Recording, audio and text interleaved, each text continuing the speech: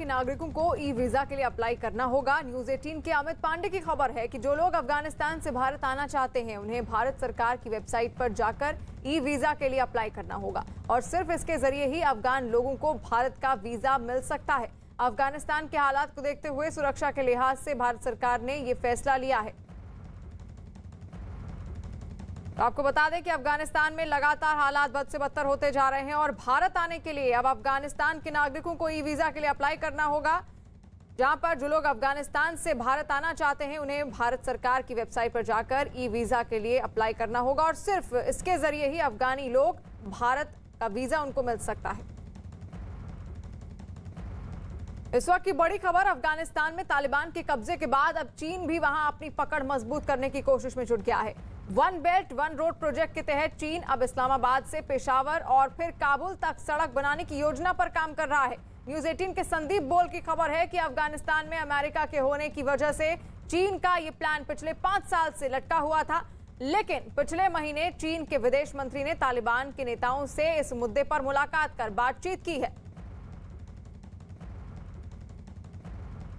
अफगानिस्तान के कार्यवाहक राष्ट्रपति अमरुल्लाह सालेह ने CNN से बातचीत में अफगानिस्तान के हालात के लिए पाकिस्तान को जिम्मेदार ठहराया। अमरुल्लाह सालेह ने आरोप लगाया कि पाकिस्तान की मदद से तालिबान मजबूत हुआ, जिसकी वजह से अफगानिस्तान पर उसने कब्जा किया और सालेह ने अमेरिका को भी आड़े हाथों लिया है। अफगानिस्तान से अचानक जाने के फैसले पर उन्होंने अमेरिका को घेरा। सालेह के मुताबिक अमेरिका ने कई राजनीतिक फैसले गलत लिए, जिसकी वजह से वो भी दुनिया के सामने अपमानित हो रहा है और इसकी कीमत चुका रहा है। सालेह ने दावा किया कि वो तालिबान से हर हालत में लड़ते रहेंगे और उनसे हार नहीं मानेंगे। सालेह ने पंजशीर पर पूरी तरह से नियंत्रण होने का दावा किया।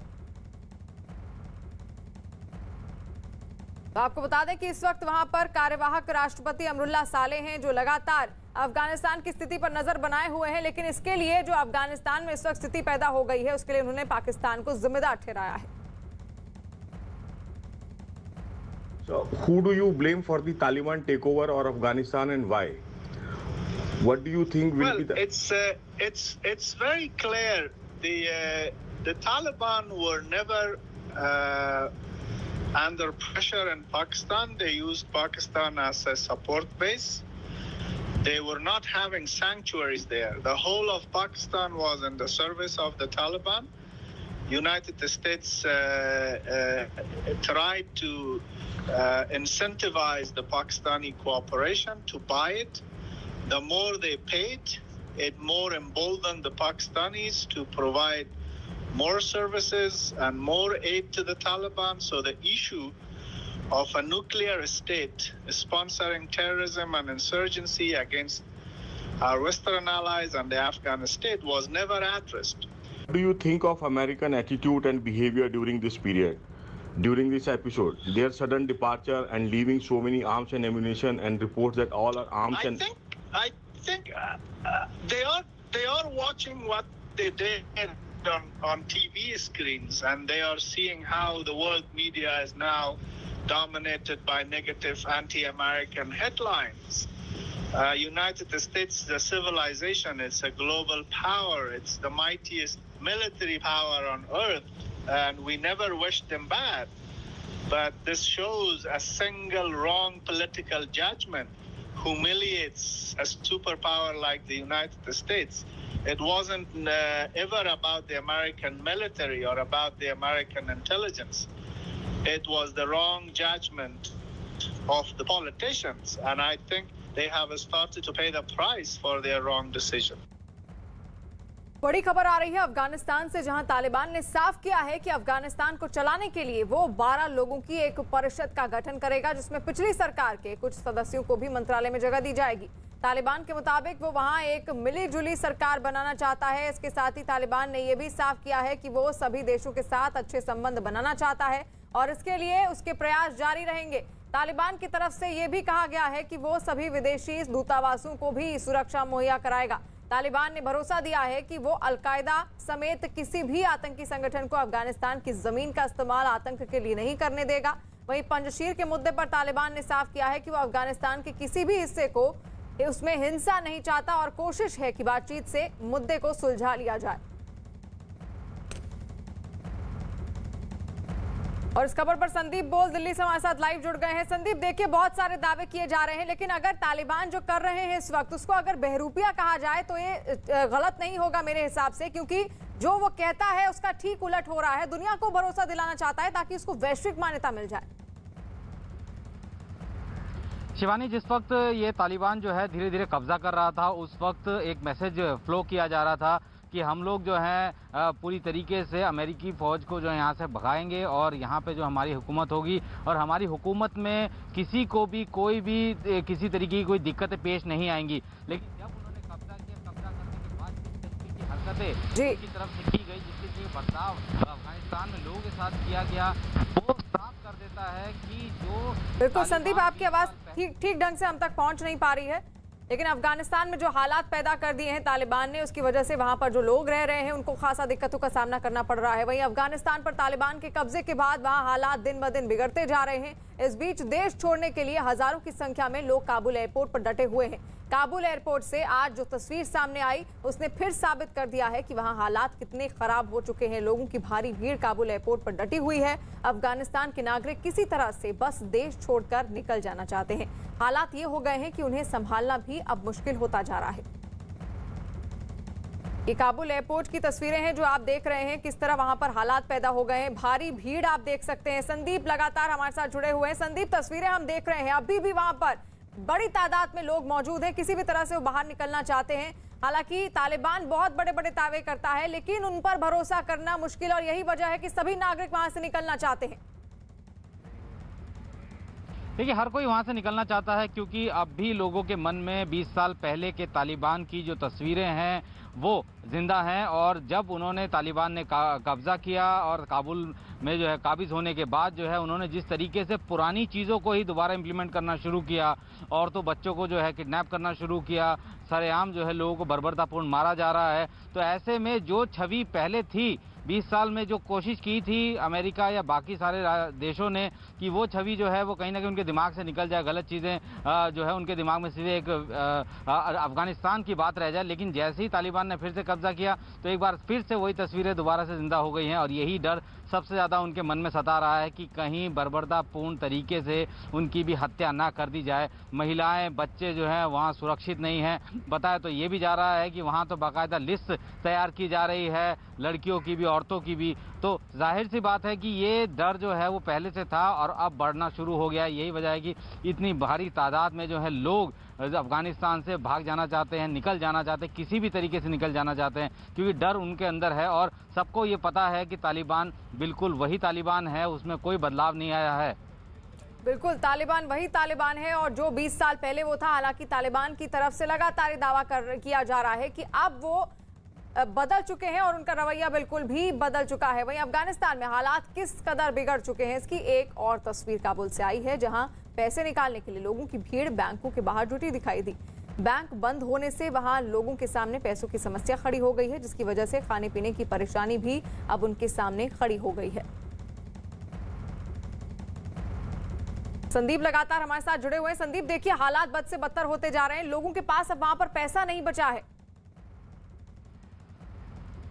देखिए, सिस्टम जब कोलैप्स होता है तो इस तरीके की दिक्कतें आती हैं। बहुत सारे ऐसे लोग हैं जो कि इस वक्त जिनके पास पैसे नहीं हैं, बैंक अगर काम कर रहे हैं तो उनके पास सिक्योरिटी नहीं है कि वो किस तरीके से बैंकों से पैसे जो है एटीएम तक ले जाएं या वहाँ पे कोई हथियारबंद आके जो है बैंक ना लूट ले। तो ये सारा डर जो है वो लोगों के अंदर है। बैंकों में भी जो है इस तरीके का डर बना हुआ है और लोगों के अंदर इस बात का डर है कि अगर स्थितियाँ ऐसी चलती रही, कामकाज अगर ऐसे ही ठप रहा और ऐसे में घर कैसे चलाएंगे, पैसा कैसे जो है वो उनके पास रहेगा। तो यही वजह है कि इतनी लंबी भीड़, कतारें जो है वहाँ पे लगनी शुरू हो गई हैं। जब भी कोई इस तरीके की डिस्ट्रप्शन होता है किसी भी कंट्री में तो सबसे पहले लोग चाहते हैं कि कम से कम उनके पास वो सारी सुविधाएं हों जिसके ज़रिए वो अपने घर को चला सकें। और चूँकि अभी कोई सरकार नहीं है, वहाँ पे सिचुएशन कैसी है वो ज़मीन के लोग हैं उन्हीं को ज़्यादा बेहतर पता है, क्योंकि वहाँ पे कामकाज जो है चल ज़रूर रहा है लेकिन पैसा कहीं से इन्वेस्टमेंट नहीं है वहाँ पे। तो ये डर ज़रूर है लोगों के मन में। बिल्कुल, और वहां पर दहशतगर्दी से लोग जो हैं वो परेशान हैं क्योंकि तालिबान का पूरे अफगानिस्तान पर कब्जा हो चुका है। वहीं अफगानिस्तान में तालिबान भले ही बेहतर सरकार चलाने और लोगों की सुरक्षा के बड़े बड़े दावे करे, लेकिन हालात वहां कुछ और ही हैं। अफगान नागरिकों को तालिबान की किसी भी बात पर भरोसा नहीं है और यही वजह है कि लोग देश छोड़ने के लिए कई किलोमीटर तक पैदल चलकर काबुल पहुंच रहे हैं। काबुल एयरपोर्ट के पास से एक वीडियो भी सामने आया है जिसमें दिखा कि सैकड़ों लोग कंधे पर अपना सामान लादे पैदल चलकर काबुल पहुंच रहे हैं और इस दौरान पूरे इलाके में लोगों की भारी भीड़ दिखाई दी। संदीप लगातार हमारे साथ जुड़े हुए हैं। संदीप, देखिए, अगर कोई सरकार चलानी होती है तो उसके लिए जनता का भरोसा जीतना बहुत ज्यादा जरूरी है और तालिबान क्या ये कर पाएगा या फिर नहीं, क्योंकि जिस तरह से वहां से लोग पलायन कर रहे हैं ऐसा देखकर लगता नहीं है। देखिए, तालिबान इस तरीके का सरकार चला पाएगा ये कहना बहुत मुश्किल है। हालांकि 20 साल पहले जिस तरीके से तालिबान ने बर्बरता की वो सब लोगों के सामने है। सरकार भले ही चलाई उन्होंने और कैसे चलाई वो भी सब जानते हैं और यही वजह है कि अभी क्योंकि सरकार का गठन भी नहीं हुआ है, लगातार तालिबान ये कह रहा है कि जो पुरानी सरकार में जो लोग थे, जो मंत्री थे, उनको भी अपने इस नई सरकार में शामिल करेंगे, क्योंकि तालिबान अभी इंटरनेशनल फोरम में बाकी देशों के साथ कैसे कम्पीट करेगा, कैसे अपने उन लोगों को सामने लेके जाए, क्योंकि जो लोग वहाँ काबिज हैं उनके हाथ में तो हथियार हैं। तो ऐसे में ये मैसेज भी देने की कोशिश तालिबान की तरफ से होगी कि वहाँ के जितने भी पहले जो चुने हुए प्रतिनिधि थे उन लोगों को जो है वहां से उनको चेहरा बनाकर जो है इंटरनेशनल फोरम पे भी उतरेगा। तो अभी भरोसा जो है ना तो तालिबान के ऊपर वहां के लोगों का ही है, ना ही दुनिया पर है। तालिबान कोशिश जरूर कर रहा है अपनी छवि को सुधारने की, लेकिन जिस तरीके से उसकी तासीर है वो उस छवि को सुधारने में जो है अभी मुझे लगता है कि बहुत समय लगेगा, क्योंकि अभी तो गठन हुआ नहीं है सरकार का, अभी तो सिर्फ कब्जा हुआ है, अभी ये तैयारी कर रहे हैं। लेकिन ये भी देखना होगा कि ये जो नई सरकार बनेगी उसमें पाकिस्तान का कितना दखल है, क्योंकि पाकिस्तान की वजह से ही तालिबान मजबूत हुआ और उसके बाद इस तरीके की स्थितियां सबके सामने आई। बिल्कुल, और जो कार्यवाहक राष्ट्रपति इस वक्त हैं अफगानिस्तान के, उन्होंने भी यही कहा है कि पाकिस्तान की वजह से तालिबान और ज्यादा मजबूत हो गया और जिसकी वजह से उसने अफगानिस्तान पर कब्जा किया। और इस वक्त की बड़ी खबर, अफगानिस्तान से कल भारत लौटे 16 लोगों की कोरोना रिपोर्ट पॉजिटिव आई है। न्यूज़ 18 के अमित पांडे की खबर है कि कोरोना रिपोर्ट पॉजिटिव आने के बाद उन्हें अस्पताल में भर्ती कराया गया है। साथ ही जितने लोग भी अफगानिस्तान से उनके साथ आए हैं उन्हें क्वारंटीन कर दिया गया है।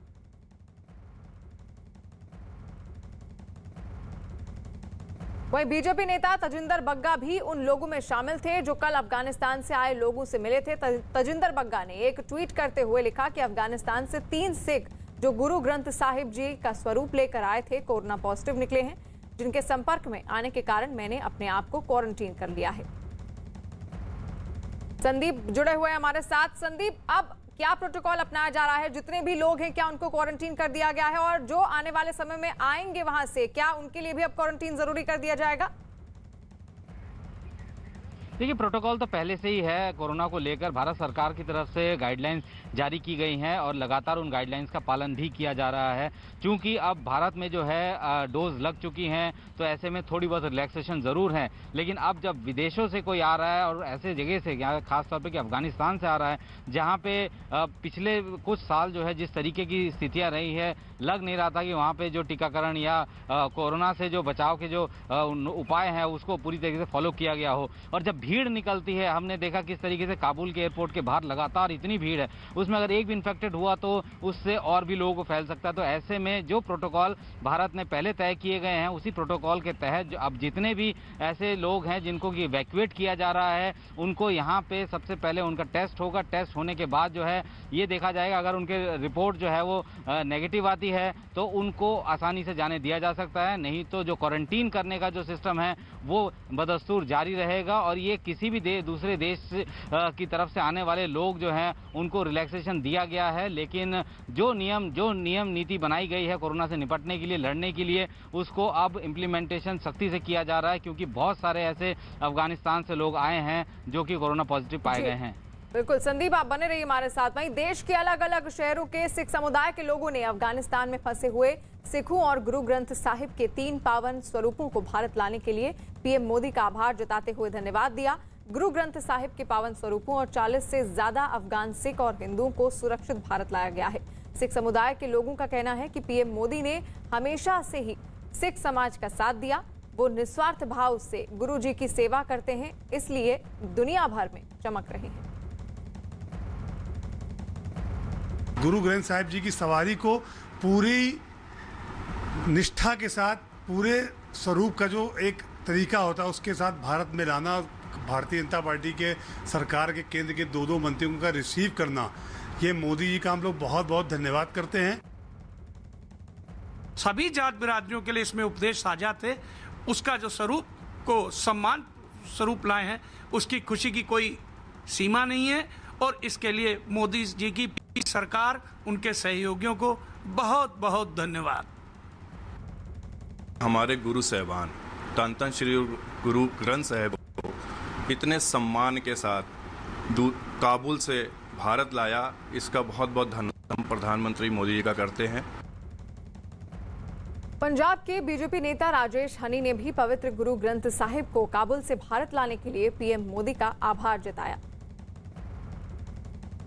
श्री नरेंद्र मोदी जी का और केंद्र सरकार का हृदय से आभार व्यक्त करता हूं। भारतीय वायुसेना का भी हृदय से आभार व्यक्त करता हूं, जिन्होंने सुरक्षित पावन स्वरूप भारत लाने के लिए सराहनीय कदम उठाए हैं। इसके साथ साथ भाई हिम्मत सिंह, भाई कुलराज सिंह और भाई धर्मेंद्र सिंह का भी आभारी हूं, जिन्होंने काबुल से वो साथ लेकर के आए और हमारे केंद्रीय मंत्री हरदीप पुरी जी और मुरलीधरन जी स्वरूप जो एयरपोर्ट से, दिल्ली एयरपोर्ट से सुरक्षित जो है वो गुरुद्वारा साहब में लेकर गए। अमृतसर वासी की ओर से केंद्र सरकार का प्रधानमंत्री श्री नरेंद्र मोदी जी का हृदय से आभार। बिहार सरकार में पीडब्ल्यूडी मंत्री नितिन नवीन और पटना साहिब गुरुद्वारे के सदस्य जगजीवन सिंह ने भी पवित्र गुरु ग्रंथ साहिब को भारत लाने के लिए मोदी सरकार की तारीफ की। उम्मीद है माननीय प्रधानमंत्री जी ने जिस प्रकार से सिखों की इस सम्मान के प्रतीक को सम्मान दिया, सुरक्षित लाने का काम किया है, देश भर के सिख समुदाय के लोग आज अपने आप को सुरक्षित और गौरवान्वित महसूस कर रहे हैं। हमारे गुरु ग्रंथ साहिब जो जीवित स्वरूप, जीवित गुरु का दर्जा दिया गया है हमारे गुरु ग्रंथ साहिब को, और उनको सम्मानपूर्वक यहाँ हिंदुस्तान में लाने का काम किया है, जिसमें पुरी जी और पूरे केंद्र सरकार ने सहयोग दिया, खासकर मोदी जी ने। इसके लिए हम तहे दिल से पटना साहिब की जनता, पटना साहिब के मेंबर होते हुए पूरे बिहार की तरफ से उनका शुक्रिया अदा करते हैं और उनके मान सम्मान के लिए हम नितिन जी को सिरोपाव दिया है ताकि ये मोदी जी तक पहुंच सके और उनका शुक्रिया अदा कर सके। और अफगानिस्तान के हालात पर सीडीएस बिपिन रावत ने कहा है कि जो कुछ हुआ उसकी उम्मीद पहले से ही लगाई जा रही थी। न्यूज 18 के संदीप बोल की खबर है कि chief of defence staff Bipin Rawat ने भारत अमेरिका पार्टनरशिप की एक बैठक के दौरान तालिबान के मुद्दे पर साफ किया कि ये वही तालिबान है जो 20 साल पहले था, अब सिर्फ वक्त बदला है, तालिबान नहीं। बिपिन रावत ने कहा है कि अफगानिस्तान में जो कुछ हुआ है उसकी उम्मीद पहले से ही लगाई जा रही थी।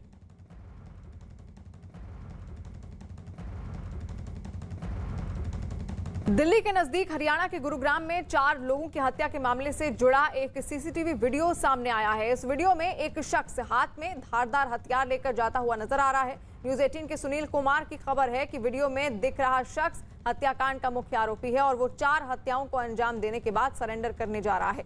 मंगलवार की सुबह गुरुग्राम में एक मकान मालिक ने अपनी बहू, किराएदार, उसकी पत्नी और उनके एक बच्चे की हत्या कर दी और वारदात के बाद थाने में सरेंडर कर दिया। पुलिस को शक है कि इस वारदात में आरोपी की पत्नी ने भी उसका साथ दिया था। यही वजह है कि हत्या की गुत्थी सुलझाने के लिए पुलिस मामले की हर पहलू को खंगाल रही है।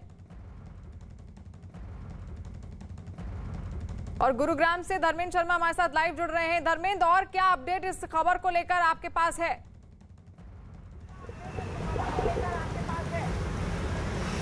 बिल्कुल, देखिए, गुरुग्राम पुलिस को एक सीसीटीवी फुटेज मिला है जिसमें कि जो आरोपी राय सिंह है, जिसने कि 4 हत्याओं को अंजाम दिया था, वो जाता हुआ दिखाई दे रहा है। इस फुटेज में उसके हाथ में एक धारदार हथियार भी है और यही वो हथियार है जिससे कि राय सिंह ने इन 4 लोगों की हत्या की थी और 5वीं जो बच्ची घायल है वो उसका इलाज जो है अभी भी गुरुग्राम से उसे रेफर कर दिया गया है। दिल्ली के सफदरजंग में उसका इलाज चल रहा है।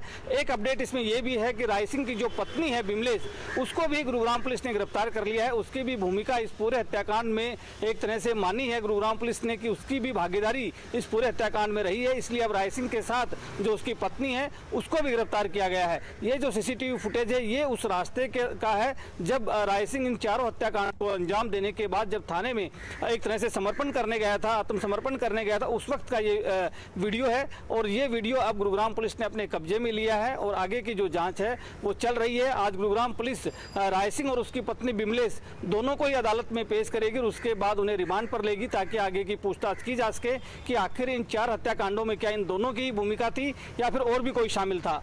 बिल्कुल, और जो वीडियो है वो भी हम दर्शकों को दिखा रहे हैं, किस तरह धारदार हथियार उस शख्स के हाथ में है वो देखा जा सकता है। यहाँ पर धर्मवीर, जो बच्ची है, एक ऐसा भी कहा जा रहा था कि एक बच्ची घायल भी हुई है, उसकी क्या स्थिति है इस वक्त?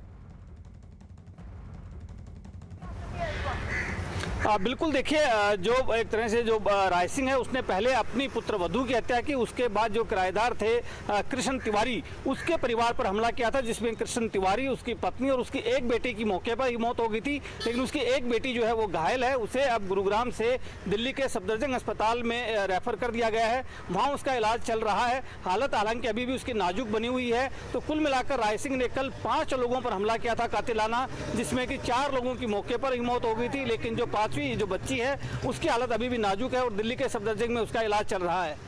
बिल्कुल, और धर्मवीर, पुलिस किस तरीके से अब जांच आगे बढ़ा रही है? क्या अहम सबूत है जो हाथ लगे हैं इस वक्त? देखिए, सबसे पहला सबूत तो यही है कि जो रायसिंह है उसने खुद ही अपना जुर्म जो है वो पुलिस के सामने कबूल कर लिया था। थाने में जाकर के उसने अपने आप हथियार जो है जिससे उसने हत्या की थी वो भी गुरुग्राम पुलिस के हवाले किया था। उसने कहा था कि उसने इसी हथियार से इन 5 लोगों पर हमला किया, जिसमें 4 लोगों की मौत हो गई। हालांकि उससे पूछताछ के बाद गुरुग्राम पुलिस ने आज उसकी पत्नी जो कि बिमलेश नाम है उसको भी गिरफ्तार कर लिया है। गुरुग्राम पुलिस का कहना है कि जब पूछताछ की गई रायसिंह से तब ये बात सामने आई कि उसकी पत्नी की भी भागीदारी इस पूरे हत्याकांड में रही है, इसलिए अब इन दोनों को गिरफ्तार किया गया है। इन्हें आज अदालत में पेश कर रिमांड पर गुरुग्राम पुलिस लेगी ताकि आगे की भी जांच की जा सके, क्योंकि पीड़ित परिवार लगातार ये बात कह रहा है कि 60 साल से भी ज्यादा उम्र का रायसिंह जो है उसकी उम्र है, तो ऐसे में वो अकेला जो है 4 हत्याओं को अंजाम नहीं दे सकता, इसलिए हो सकता है कि और लोग शामिल हों। इसीलिए अब गुरुग्राम पुलिस उसे आज एक तरह से रिमांड पर लेगी और आगे की पूछताछ करेगी। जी धर्मवीर, बहुत शुक्रिया। और अब पंजाब कांग्रेस की खबर, जहां पंजाब कांग्रेस से जुड़ी हुई एक अहम खबर आ रही है। पंजाब कांग्रेस में जारी घमासान पर मुख्यमंत्री अमरिंदर सिंह की पत्नी और कांग्रेस सांसद परनीत कौर ने बड़ा बयान दिया है। परनीत कौर ने कहा है कि किसी के कह देने से पंजाब के मुख्यमंत्री बदले नहीं जाएंगे। तो आपको बता दें कि अब सिद्धू वर्सेस कैप्टन की जो लड़ाई है उसमें अब कैप्टन अमरिंदर सिंह की पत्नी भी सामने आ गई है, जहां पर परनीत कौर का एक कहना है कि किसी के कह देने से मुख्यमंत्री नहीं बदले जाएंगे।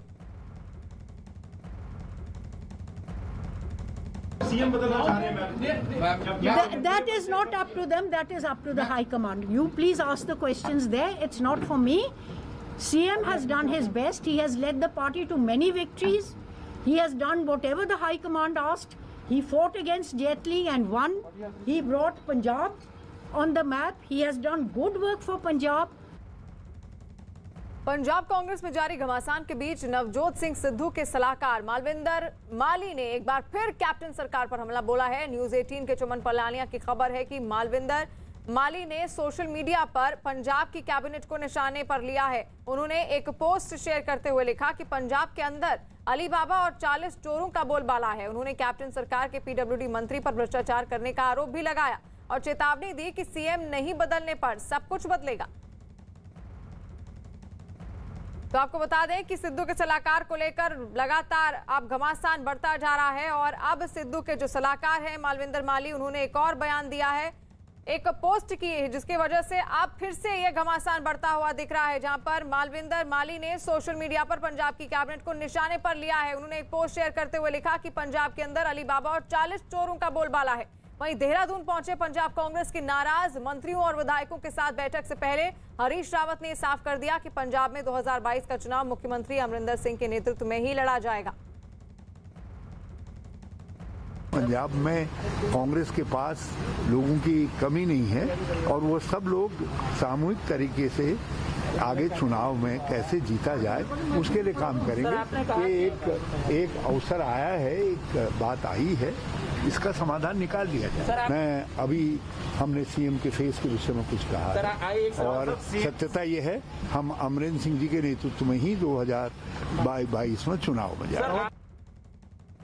इससे पहले पंजाब कांग्रेस में जारी घमासान के बीच कैप्टन अमरिंदर सिंह सरकार के 4 कैबिनेट मंत्री और पंजाब कांग्रेस के 3 विधायक देहरादून पहुंचे। न्यूज 18 के चमन पलानिया की खबर है कि ये नेता मुख्यमंत्री अमरिंदर सिंह को सीएम पद से हटाने की मांग को लेकर कांग्रेस के पंजाब प्रभारी हरीश रावत से मुलाकात करने देहरादून पहुंचे। इन नेताओं में पंजाब सरकार के कैबिनेट मंत्री सुखजिंदर रंधावा, तृप्त राजेंद्र सिंह बाजवा, चरणजीत सिंह चन्नी और सुख सरकारिया भी शामिल हैं। कांग्रेस के पंजाब प्रभारी हरीश रावत का कहना है कि वो पंजाब कांग्रेस में जारी घमासान को सुलझाने की कोशिश करेंगे और समाधान वही होगा जो आलाकमान चाहेगा।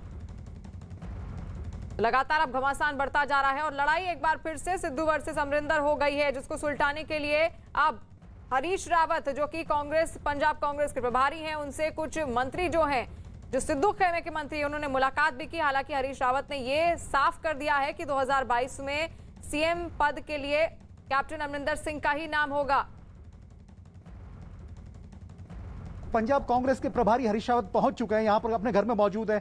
अब वो मीटिंग के लिए जाएंगे होटल में, उनसे बातचीत करते हैं। सर, फाइनली आखिरकार वो नेता यहां आ ही गए देहरादून आपसे मिलने के लिए। ये स्वाभाविक है, मैं पंजाब का प्रभारी हूं और कोई भी व्यक्ति मेरे पास आ करके अपनी बात कह सकता है। और ये तो हमारे सम्मानित नेतागण हैं, राज्य के भविष्य हैं, स्तंभ हैं, और उनकी क्या बात है मैं ज़रा सा जानूंगा और इसीलिए उनसे भेंट करने के लिए जा रहा हूँ। बात यह है कि अमरिंदर सिंह को हटाने की बातें हो रही हैं और सिद्धू गुट ये चाहता है कि मुख्यमंत्री उनका, वो भी तब जबकि इलेक्शन सर पे है। तो इसमें आप किस तरीके से हल निकालने वाले? अभी कहा नहीं जा सकता कि वो क्या चाह रहे हैं। जब मैं उनसे बातचीत करूंगा तभी मैं ये बता पाऊंगा कि वो क्या चाह रहे हैं, और समाधान तो वही होगा जो कांग्रेस हाईकमान करेगा, जो पार्टी नेतृत्व करेगा, और सब लोग पार्टी नेतृत्व की बात को मानेंगे। पर खबरें ये भी है सर कि सोनिया गांधी, राहुल गांधी ने मिलने का वक्त नहीं दिया, इसलिए ये कहा गया कि आप प्रदेश प्रभारी से मिलने जाइए, और वो यहाँ मिलने आए। यानी अब आप कल भी मुझसे मिलना चाह रहे थे, लेकिन उनको ये था कि हम दिल्ली भी जाएंगे, तो मैंने उनसे कहा कि मैं तो यहाँ उपलब्ध हूँ, आप दिल्ली जाना चाहते हैं तो दिल्ली जाइए।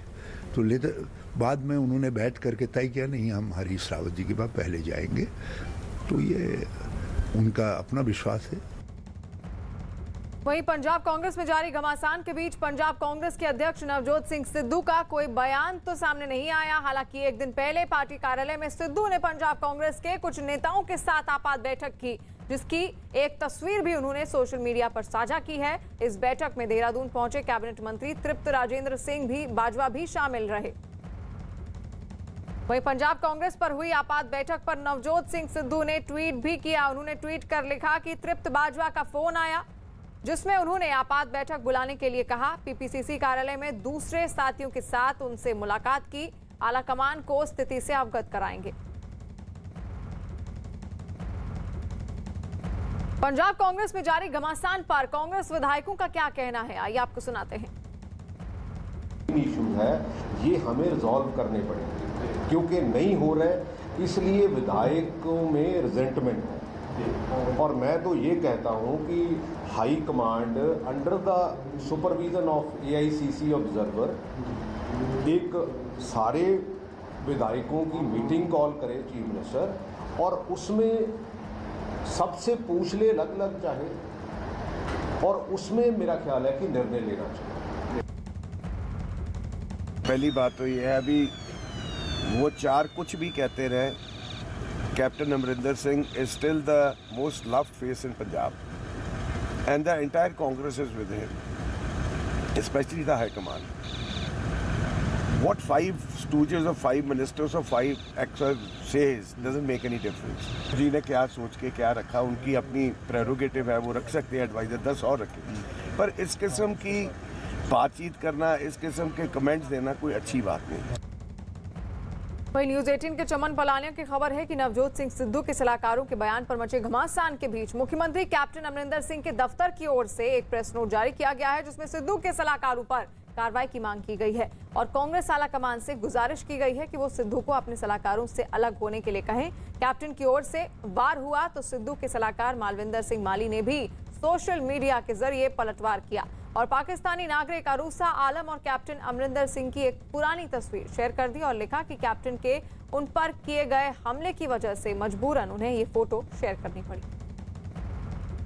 नवजोत सिंह सिद्धू के सलाहकारों के बयान पर मचे घमासान पर पंजाब कांग्रेस के प्रभारी हरीश रावत का क्या कहना है, आइए आपको सुनाते हैं। फाइनल हल आप इसके बाद जो आज जो बैठक होगी उसके बाद आप दिल्ली रिपोर्ट करेंगे सोनिया गांधी राहुल गांधी को कि क्या सिचुएशन है? और अमरिंदर सिंह सिद्धू के बीच जो विवाद है वो ऐसा नहीं है कि पहले दिन से, उस दिन से जिस दिन से प्रदेश अध्यक्ष बने हैं सर। वो स्वाभाविक है, जब आप अलग अलग ध्रुवों के लोगों को जोड़ते हैं तो बहुत समझ तक खटर पटर रहती है, लेकिन उसके बीच में रास्ता निकाला जाता है। हमने पहले रास्ता निकाला था, अब मैं देखता हूँ कि क्या कारण अचानक ऐसा पैदा हुआ है जिसके कारण विधायक गणों को कुछ कहना पड़ा है और वो यहाँ तक मेरे पास आ रहे हैं।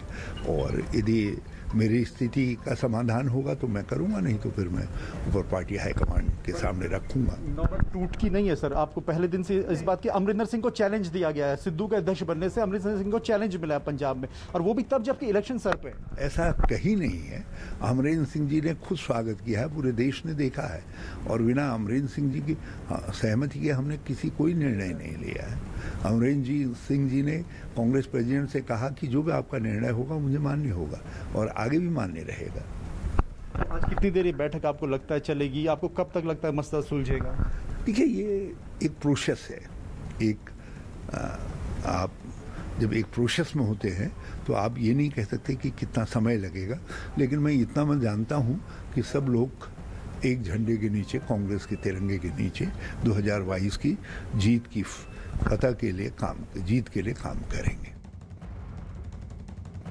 पंजाब कांग्रेस में जारी घमासान पर केंद्रीय मंत्री स्मृति ईरानी ने क्या कहा है, वो भी सुनिए। भारत को तोड़ने की जो किवायद अथवा कोई भी टिप्पणी करते हैं वो भारतीय जनता पार्टी का कार्यकर्ता तो क्या, देश का कोई भी नागरिक स्वीकार नहीं करेगा। कांग्रेस के अंदर क्या घमासान चल रही है सत्ता के लिए, उस पर मुझे टिप्पणी करने की जरूरत नहीं है, लेकिन जो सत्ता के भूखे हैं वो ये ना भूलें कि उनकी भी एक संवैधानिक मर्यादा है। इस देश में कभी भी कोई भी व्यक्ति भारत के टुकड़े होने के लिए अपनी मंजूरी नहीं देगा। पंजाब कांग्रेस में जारी घमासान पर बीजेपी नेताओं का क्या कहना है, आइए आपको सुनाते हैं।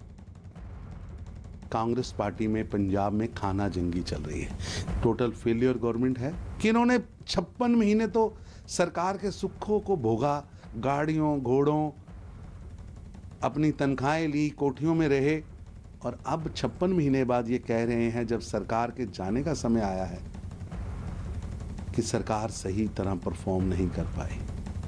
ये मुख्यमंत्री बदलना चाह रहे हैं, लेकिन पंजाब की जनता कांग्रेस को ही बदलना चाह रही है। वही एमएलए हैं जो कल तक दरबारी थे कैप्टन के, आज वो दरबारी बन गए हैं सिद्धू के। 4.5 साल से अधिक का समय ये सरकार पूरी तरह फेल रही, अपने कोई काम नहीं कर सकते। तो प्रशांत किशोर की लिखी हुई स्क्रिप्ट के मुताबिक अब ये सारा ठीकरा जो है वो कैप्टन के ऊपर डालेंगे और ये कहेंगे कि जो कुछ नहीं हुआ उसके लिए कैप्टन अमरिंदर सिंह जिम्मेदार था और हम अब नया कैप्टन लेके आ रहे हैं नवजोत सिंह सिद्धू के रूप में। लेकिन पंजाब की जनता सब समझती है वो कांग्रेस को माफ नहीं करने वाली और 2022 के चुनाव में कांग्रेस का सुपड़ा साफ होने वाला है।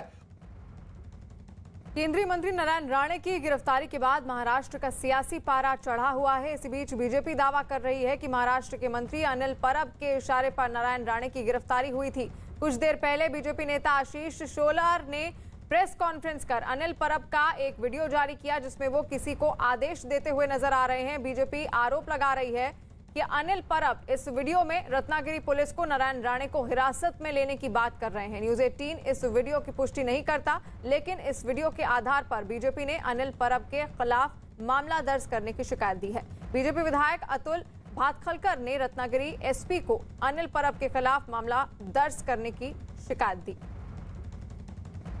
तो आपको बता दें कि महाराष्ट्र में भी लगातार अब बीजेपी और शिवसेना के बीच में जुबानी जंग और तेज होती जा रही है, जहां पर केंद्रीय मंत्री नारायण राणे की गिरफ्तारी के बाद महाराष्ट्र का सियासी पारा और चढ़ा हुआ है। और इसी बीच बीजेपी का यह दावा है कि महाराष्ट्र के मंत्री अनिल परब के इशारे पर ही नारायण राणे की ये गिरफ्तारी हुई थी।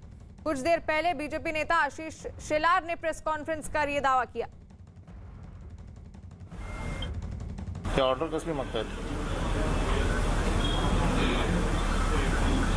अहो कोर्टाने दोन्ही ते काय ते तुम्ही हायकोर्ट ते येणार नाही कॉन्फिडन्समध्ये। हायकोर्ट आणि सेशन्स कोर्ट दोघांनाही नाकारलेले आहे त्यांचा जामीन।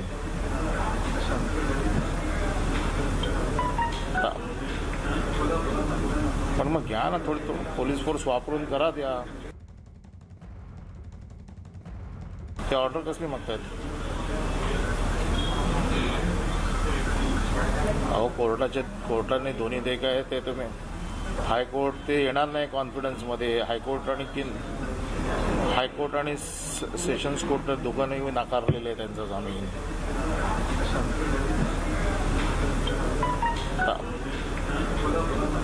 पण मग घ्या ना थोडी पोलीस फोर्स वापरून करा द्या. और दिवाकर हमारे साथ जुड़ रहे हैं. दिवाकर, आखिर कितनी सच्चाई है इस वीडियो में और बीजेपी जो दावा कर रही है उसमें? देखिए, बीजेपी ने जो वीडियो जारी किया है उसमें साफ तौर पर बीजेपी का ये कहना है कि ये कल का वीडियो है, उस वक्त का वीडियो है जब नारायण राणे को हिरासत में लेकर उन्हें संगमेश्वर पुलिस स्टेशन जो है रत्नागिरी का वहां ले जाया गया था. और उस दौरान जो नारायण राणे के बेटे हैं नीलेश राणे उस वक्त पुलिस अधिकारी से मांग करते हैं कि आपके पास ऑर्डर है क्या गिरफ्तारी का. उस वक्त पुलिस जो है उन्हें किसी प्रकार का कोई ऑर्डर नहीं देती है. और उसी दौरान जो बताया जा रहा है, जो कथित वीडियो वायरल हुआ है बीजेपी की तरफ से दिखाया गया, उसमें साफ तौर पर कहा जा रहा है कि रत्नागिरी पुलिस के किसी बड़े अधिकारी का फोन अनिल परब को आता है और अनिल परब उससे ये कहते हैं उसमें कि आप पुलिस फोर्स को इस्तेमाल कीजिए, चाहे जैसे भी नारायण राणे को हिरासत में लीजिए. और वो कोर्ट भी जाएंगे तो कोर्ट में भी इतना कॉन्फिडेंस कोर्ट जल्दी नहीं लेगी उनके पीआईएल को या एप्लीकेशन को. इसलिए आप जल्दी से जल्दी जब तक वो कोर्ट में जाएं, अलग अलग कोर्ट में जाएं अग्रिम जमानत के लिए, उससे पहले आप फोर्स का इस्तेमाल करके उन्हें गिरफ्तार कर लीजिए. तो ये साफ तौर पर इस वीडियो ने इस पूरे मामले में एक नया मोड़ ला दिया है. और ऐसे में अभी तक इस पूरे मामले में शिवसेना की तरफ से कोई सफाई नहीं आई है, क्योंकि जिस तरह से अनिल परब के साथ कुछ और मंत्री भी बैठे हुए हैं जो राज्य सरकार में मंत्री हैं, चाहे उदय सामंत हो या फिर शिवसेना के कई और नेता हैं, उस वीडियो में नजर आ रहे हैं. तो खास तौर पर अब देखने वाली बात ये होगी कि इस वीडियो को बीजेपी किस तरह से भुनाती है और क्या इस वीडियो के सामने आने के बाद शिवानी शिवसेना बैकफुट पर जाती दिख रही है. अभी तक शिवसेना की तरफ से इस पर कोई रिस्पांस नहीं आया है, लेकिन देखना ये अहम होगा कि इस वीडियो को किस तरह से बीजेपी अब देखने वाली बात होगी कि आखिर शिवसेना की इस पर क्या प्रतिक्रिया आती है, जहां पर अनिल परब का ये वीडियो जारी किया है बीजेपी ने.